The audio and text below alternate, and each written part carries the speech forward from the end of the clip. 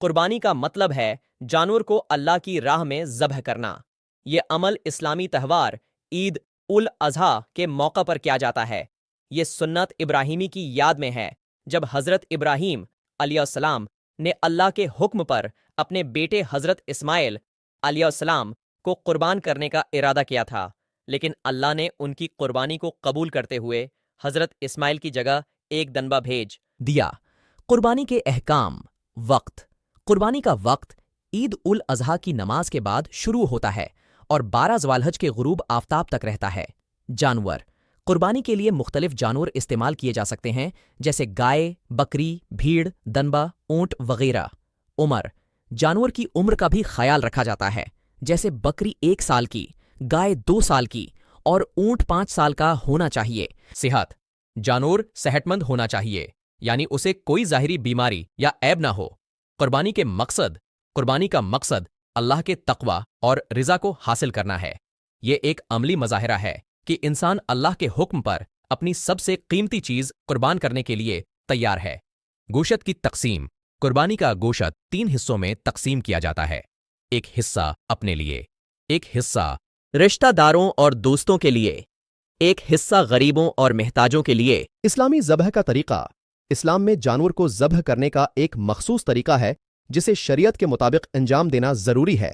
اس کا مقصد جانور کو کم سے کم تکلیف پہنچانا اور حلال طریقے سے گوشت حاصل کرنا ہے۔ 1. نیت۔ ذبح کرتے وقت دل میں اللہ کی رضا حاصل کرنے کی نیت کریں۔ نیت الفاظ میں کہنا ضروری نہیں، یہ دل کا ارادہ ہونا چاہیے۔ 2. بسم اللہ اور اللہ اکبر کہنا۔ جانور کو ذبح کرتے وقت بسم اللہ اللہ اکبر کہنا ضروری ہے۔ اس کا مطلب ہے اللہ کے نام سے، اللہ سب سے بڑا ہے۔ 3. اوزار کا معیار۔ ذبح کرنے والا اوزار، چاقو یا چھری، تیز ہونا چاہیے تاکہ جانور کو کم سے کم تکلیف ہو۔ کند اوزار استعمال کرنا ممنوع ہے کیونکہ اس سے جانور کو غیر ضروری تکلیف ہوتی ہے۔ 4. جانور کا صحیح طریقے سے باندھنا۔ جانور کو ذبح کرنے سے پہلے صحیح طریقے سے باندھنا چاہیے تاکہ ذبح کے دوران جانور کو کم سے کم حرکت کرنے کا موقع ملے اور ذبح آسانی سے ہو۔ 5. ذبح کا طریقہ۔ جانور کو قبلہ رخ کرنا چاہیے۔